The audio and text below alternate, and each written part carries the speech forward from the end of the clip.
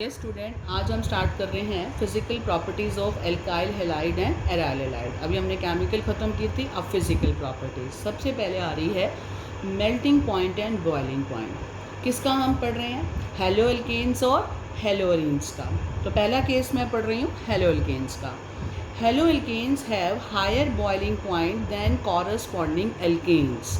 Alkanes की बजाय haloalkanes का बॉइलिंग पॉइंट हायर होता है। जैसे मैंने लिखा है ये मिथाइल क्लोराइड, ये क्या हो गया आपका आर एक्स और ये हो गया आपका एल्केन। इसकी बजाय इसका ज़्यादा होता है। क्यों होता है? इट इज़ रीज़न अलग से लिखा है, it is due to their polarity and strong dipole interaction between haloalkanes molecule. आपने ये पढ़ा है मिथाइल क्लोराइड आर एक्स का नेचर क्या होता है? पोलर। इस पे पार्शियल नेगेटिव चार्ज, इस पे पार्शियल पॉजिटिव चार्ज। तो ये पोलर होता है। पोलर जहाँ होगा तो वहाँ पर कौन सी इंट्रैक्शन होंगी? डाइपोल इंट्रैक्शन, और इसकी वजह से उनका मेल्टिंग पॉइंट ज़्यादा होगा। ठीक है, मेल्टिंग पॉइंट बॉइलिंग पॉइंट उनका ज़्यादा होगा। सेकंड, अगर एल्काइल ग्रुप सेम है तो बॉइलिंग पॉइंट कैसे किस ऑर्डर में रहेगा? डिक्रीज होगा इस ऑर्डर में। आयोडीन का साइज सबसे बड़ा है, इसका बॉइलिंग पॉइंट सबसे ज़्यादा होगा, फिर ब्रोमीन, फिर क्लोरीन और सबसे कम फ्लोरीन। तो इसका मतलब बॉइलिंग पॉइंट किसका ज़्यादा होगा? आयोडीन का, क्योंकि इसका साइज़ बड़ा है। जैसे जैसे हैलोजन का साइज़ बड़ा होता जाएगा, वंडरवाल फोर्स ऑफ अट्रैक्शन बढ़ते जाएंगे और उनका बॉइलिंग पॉइंट भी बढ़ता जाएगा। क्लियर है? तो इसका मतलब जितना बड़ा साइज़ होगा उसका बॉइलिंग पॉइंट उतना ही ज़्यादा होगा, और जिसका साइज़ कम होगा उसका बॉइलिंग पॉइंट कम होगा। So with increase in halogen van der Waals force of attraction increases, इसीलिए उनका साइज़ बढ़ा तो बॉइलिंग पॉइंट भी ज़्यादा। अगला case for the same halogen atom. मान लो, जैसे देखो अब इसमें पेपर में क्वेश्चंस कैसे आते हैं बेटा? कंसेप्चुअल आते हैं। जैसे मान लो मिथाइल क्लोराइड और एल्केन का बॉइलिंग पॉइंट कंपेयर करना आ गया, तो यहाँ आपने कहा इसका नेचर पोलर है, डाइपोल इंट्रैक्शन है, इसीलिए ये ज़्यादा बॉइलिंग पॉइंट दिखाएगा। अब हो सकता है पेपर में methyl iodide, methyl bromide, methyl chloride आ जाए, तो आपको उसके अकॉर्डिंग बताना है। जिसका साइज़ बड़ा उसका वंडरवाल फोर्स ऑफ अट्रैक्शन भी। ठीक है, उस ऐसे अगला केस क्या है? अगर हैलोजन एटम सेम है तो बॉइलिंग पॉइंट बढ़ेगा with increase in the size of alkyl group. ठीक है, क्यों? Because with increase in the size of alkyl group, ये आर ग्रुप अगर बढ़ेगा यानी नंबर ऑफ कार्बन एटम बढ़ेंगे। कार्बन एटम बढ़ेंगे तो सरफेस एरिया बढ़ेगा, सरफेस एरिया बढ़ेगा तो वंडरवाल फोर्स ऑफ अट्रैक्शन भी बढ़ेगा। इसका मतलब बॉइलिंग पॉइंट भी बढ़ेगा। इसका मतलब याद रखना, जैसे जैसे आर ग्रुप का साइज चेंज होगा तो वंडरवाल फोर्स ऑफ अट्रैक्शन बढ़ेगा, क्योंकि उसका सरफेस एरिया भी बड़ा होगा। तो अब 3 क्वेश्चंस आ गए यहाँ तक। ये एल्काइल हैलाइड पोलर है, इसलिए इसका नॉर्मल एल्केन से ज़्यादा। उसके बाद अगर हैलोजन अलग अलग कर दूँ तो जिसका साइज़ बड़ा उसका वंडरवाल फोर्स ऑफ अट्रैक्शन भी ज़्यादा। तीसरा केस मैंने क्या बताया कि अगर आर बड़ा करती जाए, मान लो आर सबसे ज़्यादा बड़ा इसका है, इसका कम, तो इससे क्या होगा? जितना बड़ा आर उतनी लंबी कार्बन की चेन, उतना सरफेस एरिया ज़्यादा, उतना फोर्स ऑफ अट्रैक्शन भी ज़्यादा। क्लियर? फोर्थ केस मैं बताने जा रही हूँ आइसोमेरिक एल्काइल हैलाइड, यानी अगर मान लो चेन बन जाए, मैं आपको प्राइमरी, सेकेंडरी, टर्शरी दे दूं, तो अगर उसके केस में क्या होगा? बॉइलिंग पॉइंट डिक्रीज होता जाएगा विद ब्रांचिंग। जैसे जैसे ब्रांचिंग होती जाएगी बॉइलिंग पॉइंट डिक्रीज हो जाएगा। क्यों? क्योंकि सरफेस एरिया कम होता जाएगा। ब्रांचिंग होने से सरफेस एरिया कम होता है। एक नॉर्मल चेन है, ये देखो, ये इतना स्थान लेती है, 5 कार्बन है, अगर मैं इसको ऐसे लिख दूँ तो ये स्थान कम लेता है।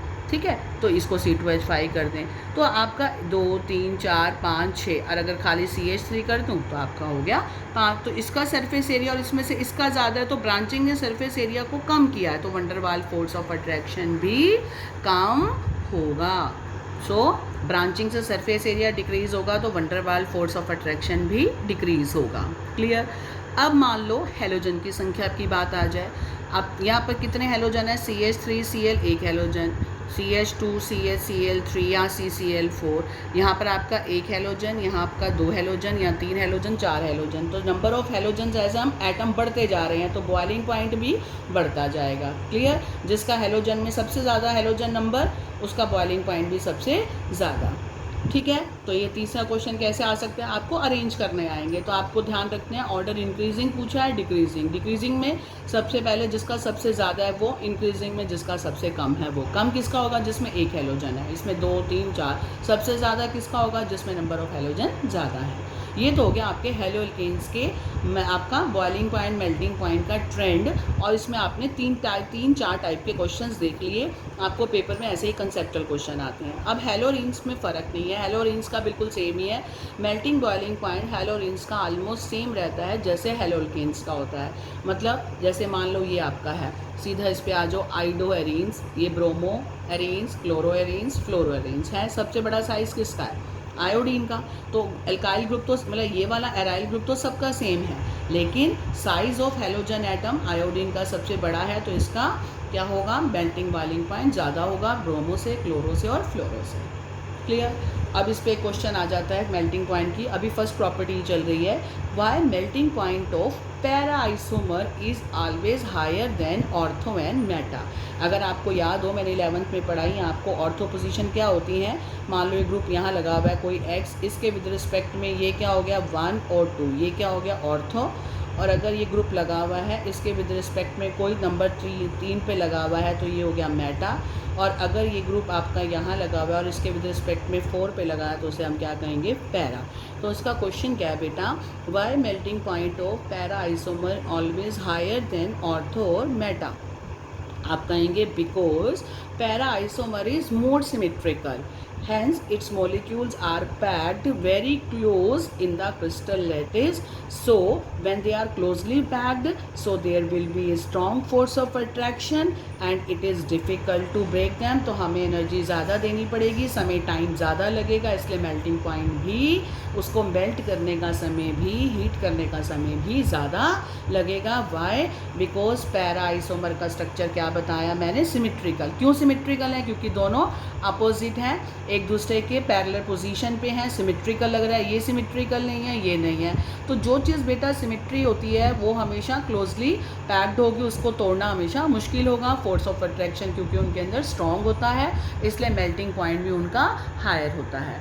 आई थिंक आप सभी को पहली प्रॉपर्टी क्लियर होगी, मेल्टिंग पॉइंट क्या चीज़ है। उसके 4-5 टाइप के आपने क्वेश्चंस देख लिए, कोई भी इनमें से 1-2 अरेंज करना ज़रूर आता है बेटा, इंक्रीजिंग या डिक्रीजिंग ऑर्डर में मेल्टिंग बॉइलिंग पॉइंट के आधार पर। आपको ये क्वेश्चन आ जाएगा, ऑर्थो मेटा पैरा में से सबसे ज़्यादा किसका होता है, आप कहेंगे पैरा का। और क्यों होता है, सिमेट्रिकल नेचर। ऐसे अगर आ जाए एल्काइल हैलाइड और एल्केन में से किसका ज़्यादा, एल्काइल हैलाइड का, क्योंकि उसका polar nature, dipole dipole interaction. तो मेल्टिंग पॉइंट प्रॉपर्टी जो अभी हमने डिस्कस की है उसमें डिफरेंट टाइप के क्वेश्चंस आपको इस टाइप के ही बोर्ड में आते हैं।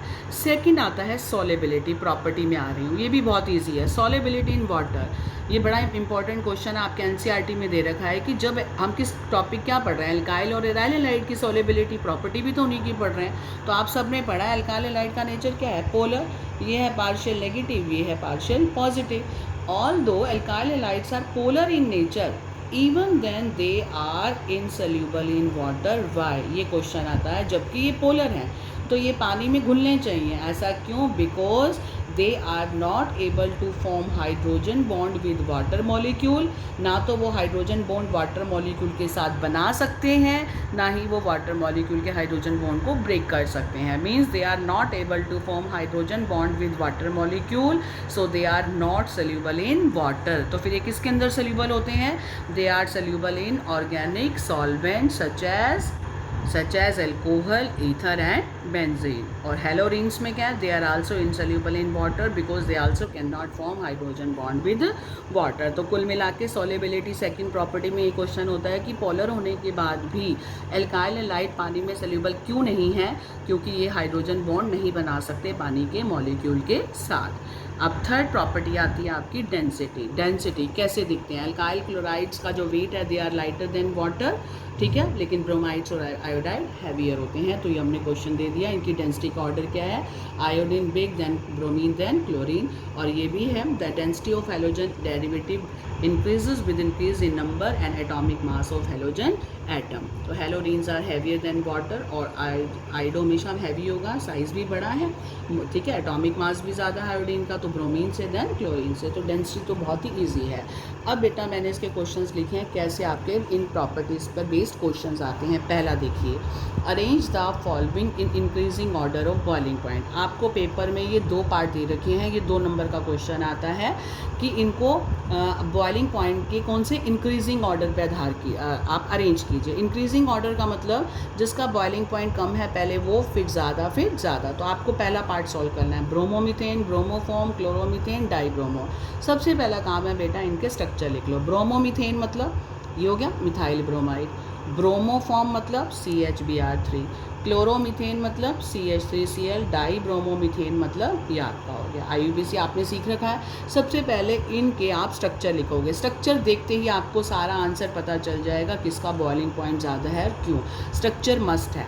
अब कैसे मैंने देखा, ये देखो यहाँ पर मिथाइल में 1 ब्रोमीन, 2 ब्रोमीन, यहाँ 2 ब्रोमीन, यहाँ 3 है, यहाँ 1 क्लोरीन है। मेरे को सारा कुछ सामने दिख रहा है कि इनके अंदर मैं नोट कर रही हूँ कि 2 टाइप के हेलोजन है। क्लोरीन सबसे छोटे साइज़ का है, इसलिए इसका बॉइलिंग पॉइंट तो सबसे कम होगा, और ब्रोमीन इससे बड़ा, इसका ज़्यादा हो गया। अब ब्रोमीन में संख्या देख लो, या 1 ब्रोमीन, 2 ब्रोमीन या 3 ब्रोमीन, किसका सबसे ज़्यादा होगा, 3 ब्रोमीन वाले का। सबसे कम किसका होगा, 1 वाले का। यानी ब्रोमीन में सबसे कम ये, फिर नंबर ये, फिर सबसे ज़्यादा ये, और क्लोरीन का तो सबसे कम ही होगा क्योंकि क्लोरीन का साइज़ ब्रोमीन से छोटा है। तो उसने रीज़न तो पूछा नहीं, उसने सिर्फ अरेंज करने के लिए बोला है। कौन सा ऑर्डर, इंक्रीजिंग। तो सबसे पहले छोटा लिखना है। छोटा कौन है, क्लोरीन, फिर 1 ब्रोमीन, फिर 2 ब्रोमीन, और फिर 3 ब्रोमीन। क्लियर हो गया। सेकंड देखिए, 1 क्लोरोप्रोपेन, ये लिखा 1 क्लोरोप्रोपेन। पहले मैंने सेकंड पार्ट को खोल के लिखा। दूसरा आइसोप्रोपाइल क्लोराइड क्या होता है, 2 क्लोरोप्रोपेन। ये हो गया 1 2 3, 2 क्लोरोप्रोपेन। 1 क्लोरोब्यूटेन मतलब 1 2 3 4, 1 पे क्लोरो ले लिया, ब्यूटेन ले लिया। इनको अरेंज करो, बीच में कोमा डाल दिया क्योंकि ये इन्होंने दे रखा था। अब आपने क्या करना है, ध्यान से देखिए, ये क्या है, 3 कार्बन की चेन, ये क्या है, 4 कार्बन की चेन, और ये क्या है, ब्रांचिंग वाला। तो सबसे पहले तो तुम बताओ किसका बॉइलिंग पॉइंट, मैंने बताया था ब्रांचिंग वाले का सबसे कम होता है, क्योंकि सरफेस एरिया कम हो जाता है, वंडरवाल फोर्स ऑफ अट्रैक्शन कम हो जाते हैं, अभी पढ़ा है आपने। तो ब्रांचिंग कम, वंडरवाल फोर्स ऑफ अट्रैक्शन कम। तो इंक्रीजिंग ऑर्डर में सबसे पहले कम वाला लिखते हैं। तो नंबर 1 पे आएगा बेटा ब्रांचिंग वाला। अब इन दोनों में से किसका है, इसमें नंबर ऑफ कार्बन 3, इसमें 4, 4 वाले का बड़ा होगा क्योंकि साइज़, एटॉमिक साइज़ बड़ा हो जाएगा, मास बड़ा, तो बॉइलिंग पॉइंट भी बड़ा, तो 3 वाला कम होगा। तो पहले ये वाला सबसे कम, फिर थोड़ा सा कम, और फिर सबसे ज़्यादा वाले का। इंक्रीजिंग ऑर्डर में तो ये लिखते हैं ना, कम ज़्यादा ज़्यादा। आई थिंक आपको पहला क्वेश्चन क्लियर हो गया बेटा। फिजिकल प्रॉपर्टीज़ इकट्ठी हैं हेलो एल्केन्स और हेलोरीन्स की, और इनकी 3 फिजिकल प्रॉपर्टीज़ पे ही मैंने आपके 4-5 क्वेश्चंस निकाले हैं। तीनों प्रॉपर्टी को ध्यान से करना, जो बीच में क्वेश्चंस लिखे हैं और ये अलग से लिखे हैं, इन्हीं में से बोर्ड में आ जाते हैं। क्लियर हो गया। अब हम चलते हैं अपने सेकेंड क्वेश्चन पे। ये देखिए, why are haloarenes less reactive towards nucleophilic substitution reaction than haloalkanes। पहले क्वेश्चन समझिए, why are haloarenes यानी क्यों कोई एल्काइल एराइल हेलाइड है जैसे क्लोरोबेंजीन है, ये लेस रिएक्टिव है towards nucleophilic substitution reaction than haloalkanes. यानी कोई मिथाइल क्लोराइड है, मिथाइल क्लोराइड की बजाय ये जो क्लोरोबेंजीन है ये न्यूक्लियोफिलिक सब्स्टिट्यूशन रिएक्शन कम क्यों दिखाता है। इसका मतलब न्यूक्लियोफिलिक सब्स्टिट्यूशन रिएक्शन का मतलब क्या समझाया था मैंने बेटा, कि कोई न्यूक्लियोफाइल बाहर से आए और किसी एटम को हटाकर खुद लग जाए। ठीक है, तो न्यूक्लियोफाइल कहाँ आएगा, जहाँ पर क्या होंगे, इलेक्ट्रॉन की कमी होगी, क्योंकि न्यूक्लियोफाइल खुद क्या है, इलेक्ट्रॉन रिच होते हैं। तो इलेक्ट्रॉन रिच स्पीशीज़ कहाँ अटैक करेगी, जहाँ पर पॉजिटिव चार्ज हो, यानी जहाँ पर कमी हो वहीं आना चाहेगी। तो पहली बात तो ये क्लियर हो गया। पर उसने कहा है कि हेलोरीन्स लेस रिएक्टिव क्यों है, वो क्यों नहीं ज़्यादा दिखाते, न्यूक्लियोफिलिक सब्स्टिट्यूशन रिएक्शन कम क्यों दिखाते हैं। तो इसका आंसर क्या है, it is due to following reason. पहला पॉइंट, कई रीज़न दे रखे हैं, आपको 2 रीज़न ही बहुत हैं। Due to resonance in haloarenes, haloarenes में रेजोनेंस होने की वजह से, आपने 11th में भी पढ़ा है क्लोरोबेंजीन का रेजोनेंस, मैंने अभी भी बनाया आगे कि क्लोरोबेंजीन में रेजोनेंस होने से ऐसी स्टेज आ जाती है जहाँ पर कार्बन और एक्स बॉन्ड, ये वाला ये कार्बन और ये X, ये इसका हेलोजन है। ये बॉन्ड जो है it acquires a partial double bond character. तो it makes the bond cleavage in haloarenes more difficult than halo alkanes. Point number 1 clear हो गया।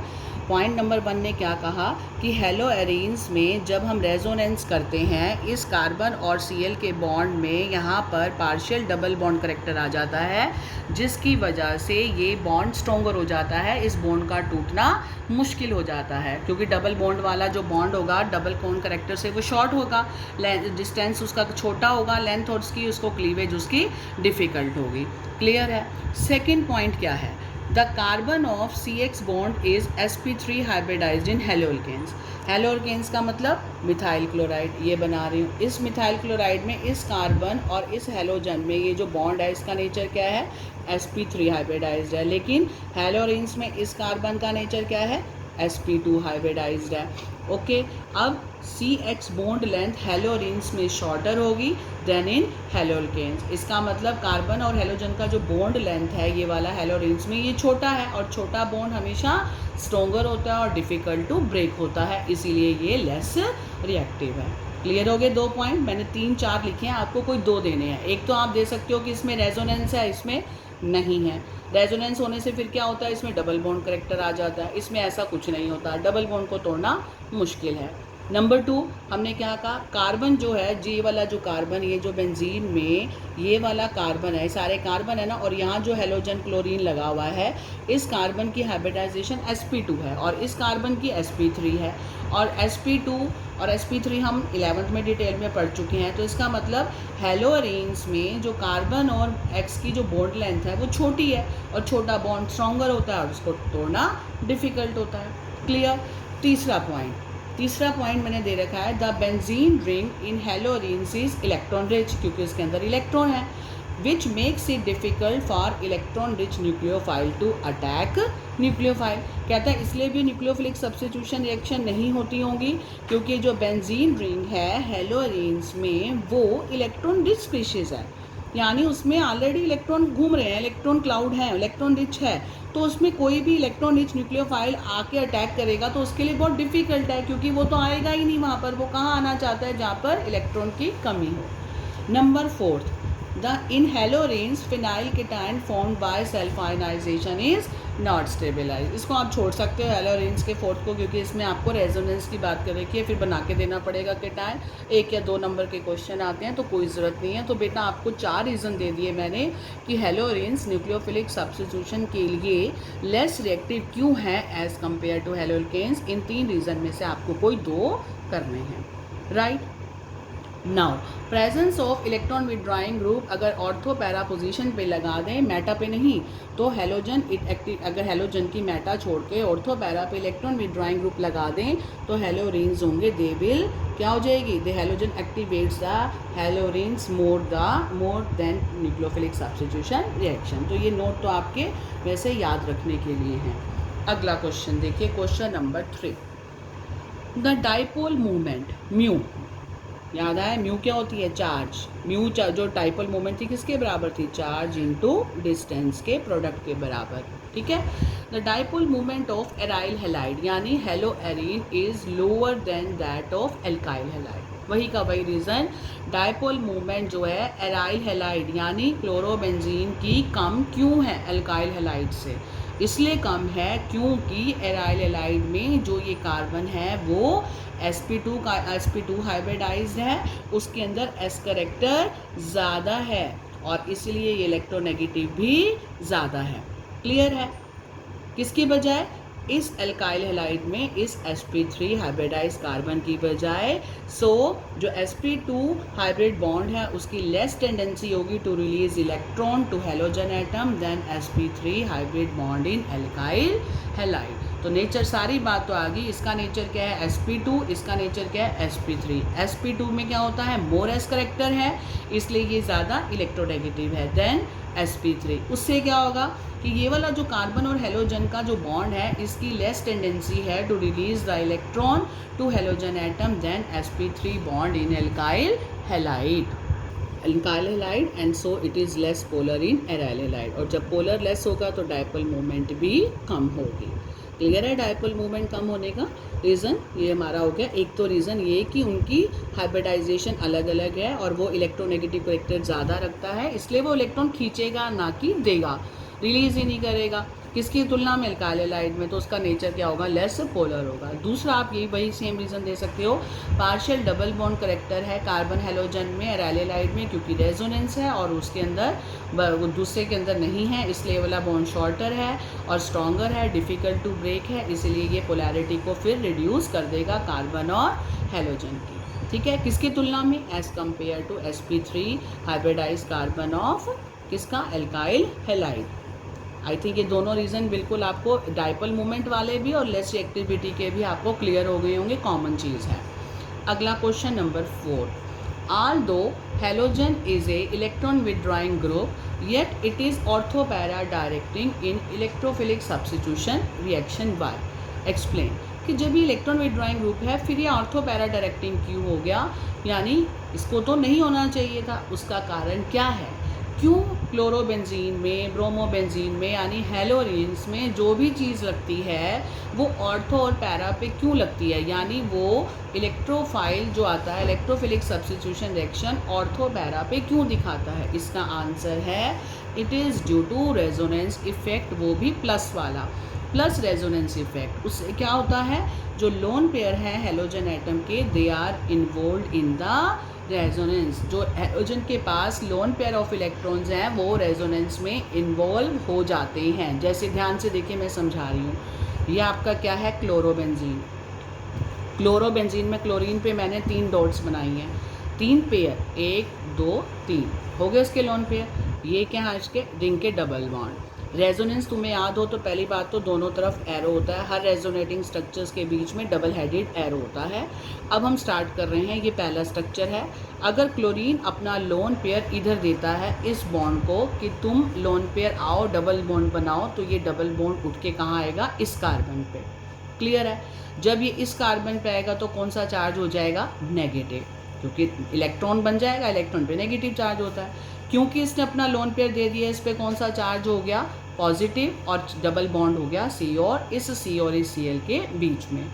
अब ये नेगेटिव चार्ज क्या करेगा, नेगेटिव कहेगा अब मैं यहाँ आके क्या बनाता हूँ, ये जगह खाली है, यहाँ आके बनाता हूँ डबल बॉन्ड, और ये डबल बॉन्ड उठ के कहाँ आएगा, इस वाले कार्बन पे आ गया। इस कार्बन पे ये मैंने बना दिया नेगेटिव चार्ज और ये इसने यहाँ बना दिया डबल बॉन्ड। बाकी एज इट इज़ बना दो जैसे था, ऊपर वाला भी एज इट इज़। अब ये क्या करेगा, रेजोनेंस क्या होता है, इलेक्ट्रॉन का घूमना, कब तक, जब तक कि पहले जैसा स्ट्रक्चर नंबर 1 का आ नहीं जाता। अभी हम स्ट्रक्चर यहाँ पे हैं, अब ये क्या करेगा, ये नेगेटिव कहेगा कि ये जगह खाली है, मैं यहाँ पर इलेक्ट्रॉन दे के डबल बना देता हूँ, और डबल वाला कहेगा मैं यहाँ पर जाकर क्या बन जाता हूँ, सिंगल, अपना इस कार्बन को इलेक्ट्रॉन दे देता हूँ। इसने दे दिया इलेक्ट्रॉन को और ये क्या हो गया, डबल, ये ऑलरेडी हमारा बन चुका था, ऊपर वाला एज इट इज़।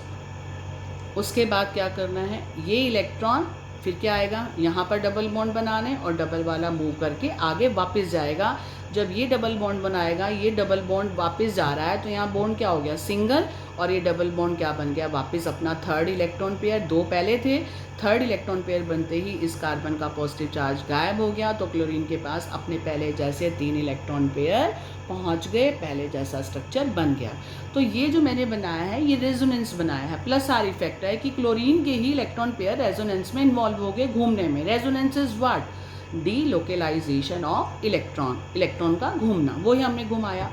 अब तुमने ध्यान से देखा होगा इन सारे स्ट्रक्चर में ऐसे स्ट्रक्चर्स भी आ रहे हैं जहाँ नेगेटिव चार्ज आ रहा है ऑर्थो और पैरा पे। देखो इसमें कुछ नहीं है, नंबर 2 स्ट्रक्चर में दे रहे हो, ये कौन सी पोजीशन है क्लोरीन के विद रिस्पेक्ट, ऑर्थो।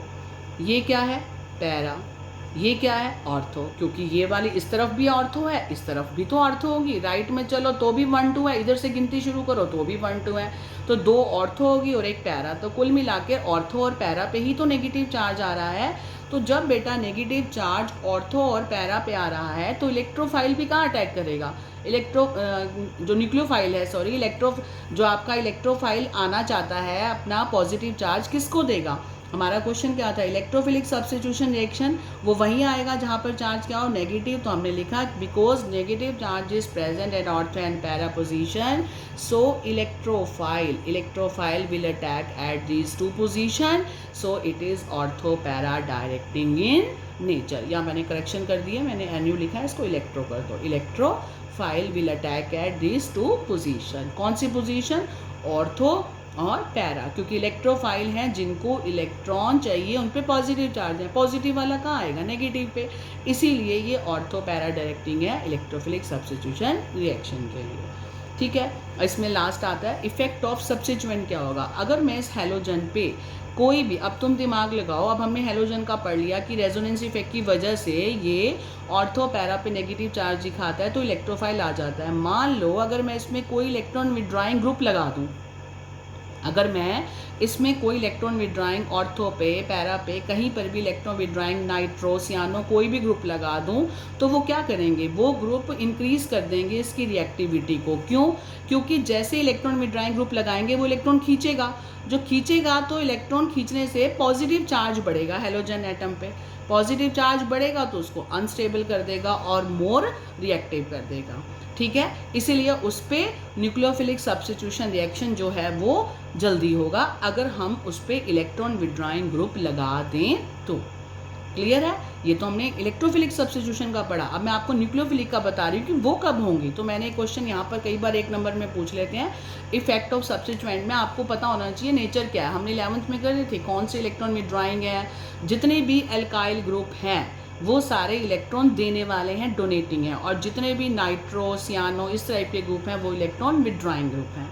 तो haloarenes they become reactive towards nucleophilic substitution. Haloarenes तभी न्यूक्लियोफिलिक सब्स्टिट्यूशन रिएक्शन दिखाएंगे किस शर्त पर? अगर उनके पास इलेक्ट्रॉन विड्रॉइंग ग्रुप उनकी रिंग में कहीं भी ऑर्थो पैरा पे लगाओ, जैसे नाइट्रो है, सियानो है, ऑर्थो और पैरा पे लगे हों। क्योंकि नंबर ऑफ सच ग्रुप, अगर ऐसे ग्रुप होंगे they will increase the reactivity why due to increase in positive charge on halogen. जब पॉजिटिव चार्ज बढ़ जाएगा तो इसको स्टेबल अनस्टेबल बना देंगे और it will become more reactive. जैसे लो मैंने ये क्लोरोबेंजीन लिया, अगर मैं इसको क्लोरोबेंजीन को देखो, नंबर 1 कंडीशन क्या लगा रही हूँ? NaOH 623 केल्विन 300 एटमॉस्फेरिक प्रेशर, और नंबर स्टेप 2 क्या? एचाइन दे रही हूँ। तो क्लोरोबेंजीन डायरेक्ट किस में बदल रहा है? फिनोल में। तो दो स्टेप देने हैं मुझे। पहले स्टेप में ये ऐड करना है NaOH इतने टेम्परेचर इतने प्रेशर पे, और दूसरे स्टेप में मुझे एचाइन देना है यानी एसिडिक मीडियम देना है। अगर मैं इस क्लोरोबेंजीन पे या नाइट्रो ग्रुप पैरा पे लगा देती हूँ जो कि इलेक्ट्रॉन विड्रॉइंग ग्रुप है, तो ये इंक्रीज कर देगा इसकी रिएक्टिविटी को, क्योंकि पॉजिटिव चार्ज बढ़ जाएगा हैलोजन पे। उससे क्या होगा? और इधर से इलेक्ट्रॉन विड्रॉइंग ग्रुप लगाने से ही तो उसने इलेक्ट्रॉन खींचे, रिंग पे पॉजिटिव चार्ज आ गया, तो उससे अनस्टेबल हो जाएगा। तो ये अगर नाइट्रो ग्रुप लगा हुआ है तो देखो मेरी कंडीशन क्या है, 15% NaOH और 443 केल्विन पे, और दूसरा सेम एसिडिक मीडियम पे। यहाँ में प्रेशर की ज़रूरत नहीं है और टेम्परेचर भी कम है, और आपका बन जाएगा यहाँ पर ये क्लोरीन OH में बदल जाएगा। नाइट्रो तो वही है, पैरा नाइट्रो फिनोल। तो ये बेटा मैं आपको इसलिए बता रही हूँ कि ये 3-4 क्वेश्चंस हैं। इसी के साथ ही हमारी यहाँ पर फिजिकल प्रॉपर्टी ख़त्म होती हैं। मैंने आपको 4 क्वेश्चंस कराए हैं, 3 फिजिकल प्रॉपर्टी पढ़ी हैं, याद है? मेल्टिंग बॉइलिंग पॉइंट, दूसरा सॉलेबिलिटी, और तीसरा आपने डेंसिटी पढ़ी, और उसके बाद मैंने आपको 3-4 क्वेश्चंस कराए। इसी में से आपके बोर्ड में आ जाते हैं क्वेश्चंस। ठीक है? ये स्टूडेंट फिजिकल प्रॉपर्टीज़ ख़त्म होने के बाद इस चैप्टर में आपकी टर्म्स हैं, ये डेफिनेशन आ जाती हैं, बहुत इजी है, एक नंबर में। ठीक है, ये फिजिकल में ही, इसको मैं आगे टॉपिक कंटिन्यू कर रही हूँ इंपॉर्टेंट टर्म्स नाम से। पहले ही आती है definition, what is PPL? PPL plane polarized light क्या होती है? ये लाइट देखो, ये आपकी कोई भी टॉर्च है उसकी लाइट है, उसको आप किसी भी सोल्यूशन में से पास करते हो, ऑप्टिकली सब्सटेंस का लेते हैं, तो ये लाइट जो है ना सारी एक ही डायरेक्शन में चलने लगती है। ऐसी लाइट जिसकी वाइब्रेशन या डायरेक्शन या ओरिएंटेशन एक ही प्लेन में हो, यानी सारी की सारी सीधी हैं, इस लाइट को हम क्या कहते हैं? Plane polarized light. और अगर इसको हम यहाँ किसी सोल्यूशन में से पास करें, जैसे ये निकोल प्रिज्म में से पास किया, अगर किसी सोल्यूशन में से पास करें, अगर ये कुछ राइट पे चली जाए कुछ लेफ़्ट पे चली जाए तो उसके लिए अलग वर्ड होता है, राइट के लिए डेक्स्ट्रो और लेफ़्ट के लिए लीवो होता है, तो वो अलग चीज़ होती है। अगर वो सारी एक ही डायरेक्शन में चल रही हैं, एक ही प्लेन में है, तो उसे हम क्या बोलते हैं? Plane polarized light. तो पहली डेफिनेशन देखिए, ये आपको समझाने के लिए, आपने नहीं बनाना। What is plane polarized light? A beam of light which has vibrations only in one plane, जिसकी वाइब्रेशन सिर्फ एक ही प्लेन में हो, उसे बोलते हैं प्लेन पोलराइज्ड लाइट, PPL। दूसरा वर्ड आता है ऑप्टिकल एक्टिविटी क्या होती है? The substance which can rotate the plane polarized light are called optical active substance. ऐसे सब्सटेंस जो उस प्लेन पोलराइज्ड लाइट को घुमा सकें, जैसे इसके अंदर हमने लिया हुआ है, अगर मैं इसको इसके अंदर से डाल दूं तो ये लाइट जो है ना कुछ राइट चली जाएगी, कुछ लेफ्ट घूम जाएंगे। तो इसका मतलब इस सब्सटेंस को हम क्या कहेंगे, जो रोटेट कर सके, ऑप्टिकल एक्टिव सब्सटेंस। और सब्सटेंस की उस प्रॉपर्टी को क्या कहेंगे, property of substance to rotate the plane polarized light is called optical activity and phenomena is called optical isomerism. 3 चीज़ें होगी। ऑप्टिकली एक्टिव सब्सटेंस कौन से हैं, जिनमें से जो प्लेन पोलराइज्ड लाइट को रोटेट करने की क्षमता रखते हैं, और वो उन्हें कहेंगे ऑप्टिकल एक्टिव सब्सटेंस। और इस प्रॉपर्टी को क्या कहेंगे, सब्सटेंस की भी रोटेट कर देती है, उसको ऑप्टिकल एक्टिविटी कहेंगे, और फिनोमिना को ऑप्टिकल आइसोमेरिज्म। थर्ड आ रही है, ये होगी आपकी दूसरी डेफिनेशन। थर्ड आ रही है, what is optical rotation, the angle through which the plane of polarization is rotated either towards left और towards right is called optical rotation. वो एंगल जिससे प्लेन ऑफ पोलराइज रोटेट हुई है, कितने एंगल से गई रोटेट हुई है, वो लेफ्ट की तरफ चाहे वो राइट की तरफ, वो एंगल क्या था, उसे बोलते हैं optical rotation. Clear. Fourth, what is laevo rotatory. Laevo के लिए सिंबल होता है छोटा एल या फिर होता है माइनस, कोई भी एक लगाते हैं। The substance which rotate the plane polarized light towards left is called laevo rotatory. L और minus sign is placed before degree of rotation. जितनी मान लो 50 डिग्री, 10 डिग्री, 19 डिग्री, जितना रोटेशन हुआ है, अगर वो लेफ्ट की तरफ हुआ है तो या तो एल लगाएंगे छोटा या फिर माइनस, एक लगाना है इन दोनों में से, और छोटा है ध्यान रखना, राइट। और अगर डी डेक्स्ट्रो रोटेटरी होता, राइट की तरफ जाते, तो ये डी हो जाता और ये प्लस हो जाता।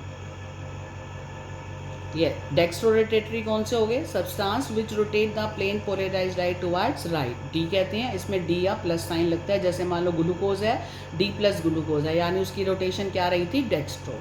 नेक्स्ट आता है स्पेसिफिक रोटेशन। स्पेसिफिक रोटेशन को बोलते हैं अल्फा। ये क्या है, इसमें खाली आप ये कर सकते हो डेफिनेशन, ऑब्जर्व्ड रोटेशन बटा length of tube into concentration of solution. क्या मतलब, it is defined as number of degree of rotation observed, कितनी डिग्री ऑफ रोटेशन, कितनी बार वो घूमा है, जब कंसंट्रेशन सोल्यूशन की 1 ग्राम सेंटीमीटर क्यूब है और लेंथ जो है पोलैरीमीटर ट्यूब की 1 dm है, for D line of sodium vapour lamp at 25 degree centigrade हमने निकाल रखी है। तो ये आपकी कोई खास आपकी वैल्यू की नहीं है, यू कैन निगलेक्ट इट, कभी पूछते नहीं है स्पेसिफिक रोटेशन, बट हमें सिंबल पता होना चाहिए कि स्पेसिफिक रोटेशन का मतलब क्या है, number of degree of rotation कितनी है, जब हमने कंसंट्रेशन जो ऑप्टिकली सब्सटेंस जो बीकर में लिया था उसकी मात्रा 1 ग्राम सेंटीमीटर क्यूब ले ली, जिसमें से निकलने के बाद प्लेन पोलराइज्ड लाइट रोटेट हुई थी, चाहे लेफ्ट में चाहे राइट में। तो ये सिर्फ उसके लिए है, अदरवाइज कभी आज तक पूछा नहीं है। डेक्स्ट्रो लीवो ये टर्म्स पता होनी चाहिए, ये बड़ी इंपॉर्टेंट टर्म है। कायरल किसे कहते हैं, an object which is non superimposable on its mirror image is called chiral and property is called chirality। ऐसी चीज़ जो अपने ही मिरर इमेज के ऊपर नॉन सुपर इम्पोजेबल हो, सुपर इम्पोजेबल होता है फिक्स हो जाना, और नॉन सुपर इम्पोजेबल है एज इट इज़ फिक्स ना होना। ध्यान से देखिए, ये मेरा हाथ है, अगर मैं अपने हाथ को ऐसे रखती हूँ तो अंगूठे पे अंगूठा, उंगली पे उंगली, पहली पे पहली, लास्ट पे लास्ट, तो ये आपका क्या हो गया, सुपर इम्पोजेबल। इसे हम क्या कहेंगे, सुपर इम्पोजेबल। अब मैं इस हाथ को रखूं और इसके आगे मिरर रखूं तो इसकी इमेज ये नज़र आएगी। अब इसको, ये मिरर इमेज होगी, इस हाथ की मिरर इमेज ये नज़र आएगी। अब आप इसको रख के देखिए, क्या ये सुपर इम्पोजेबल है, नहीं है। देख रहे हो मेरे दोनों अंगूठे अलग अलग हैं, वो अंगूठा उस तरफ है, ये अंगूठा इस तरफ है, ये इसके ऊपर फिक्स नहीं हो रहा, तो इसे हम क्या कहेंगे बेटा, नॉन सुपर इम्पोजेबल। ना तो पहली उंगली पहली पे आ रही है, क्लियर, तो नॉन सुपर इम्पोजेबल का मतलब समझ आ गया। इसकी मिरर इमेज, कोई भी ऐसी चीज़ है, इसके सामने मिरर रखो, उसके सामने उसकी इमेज देखो, अब उस इमेज को एज इट इज़ रख के देखो, अगर तो वो फिक्स हो जाती है तो सुपर इम्पोजेबल, अगर वो फिक्स नहीं होती, फिक्स मतलब एज इट इज़, अंगूठे पे अंगूठा और उंगली पे उंगली नहीं आती, तो उसे क्या कहेंगे, नॉन सुपर इम्पोजेबल। क्लियर।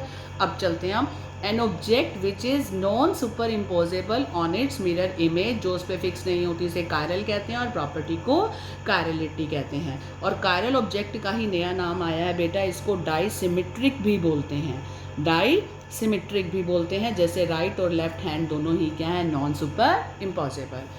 अगला, a chiral, an object which is super imposable on its mirror image, उसे हम क्या कह देंगे, ए कायरल। ठीक है, जैसे मान लो आपका ए है बेटा, ये ए है, मैंने अल्फ़ाबेट ए लिखा, इसके आगे मिरर लगा दो, ये मिरर है, आपको ए ऐसे ही तो नज़र आएगा, यही नज़र आएगा ना।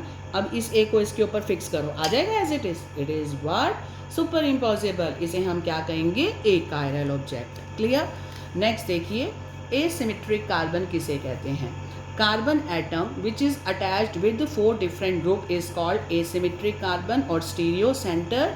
ठीक है, और जिस मॉलिक्यूल में ये कार्बन होता है उसे डाइसिमेट्री कहते हैं, यानी एक कार्बन है उसके ऊपर 4 अलग अलग ग्रुप हों, A B C D, same नहीं होने चाहिए, कोई भी 2 सेम नहीं होने चाहिए, चारों अलग अलग होना चाहिए, तो वो कार्बन क्या कहलाएगा, एसिमेट्रिक कार्बन एटम। तो this is your asymmetric carbon या स्टीरियो सेंटर। नेक्स्ट आती है डेफिनेशन, एनेंशियोमर्स। ये स्टूडेंट डेफिनेशन नेक्स्ट आ रही है, एनेंशियोमर्स किसे कहते हैं।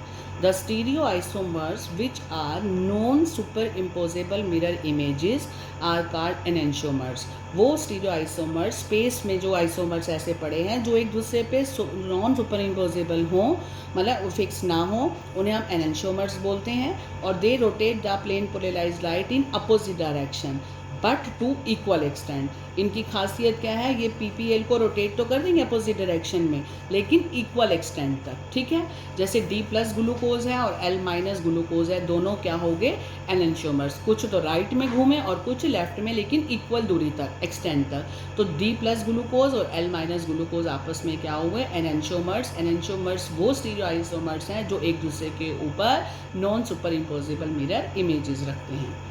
नेक्स्ट आता है रेसेमिक मिक्सचर। रेसेमिक होता है सब कुछ का मिक्सचर, मिक्स हो जाए, यानी equimolar mixture of, equimolar equal amount of mixture of a pair of enantiomer is called racemic mixture. बस यहाँ तक कर सकते हो। जो पेयर ऑफ एनेंशियोमर्स हैं कौन से, D+ और ये L- ग्लूकोज वाले, in pair of equal amount इनका ले लें तो उसे हम कहते हैं रेसेमिक मिक्सचर। और फिनोमिना को हम क्या बोलते हैं, रेसेमाइजेशन। कैसे इनको डिनोट करते हैं, DL मतलब जो डेक्स्ट्रो भी है, लीवो भी है, या तो प्लस के नीचे माइनस लगा दो, मतलब मिक्स है, उसे हम क्या बोलेंगे, मिक्सचर। रेसेमिक मिक्सचर को डिनोट करने का सिंबल है DL मिक्सचर या +- मिक्सचर। नेक्स्ट डेफिनेशन आती है रेजोल्यूशन।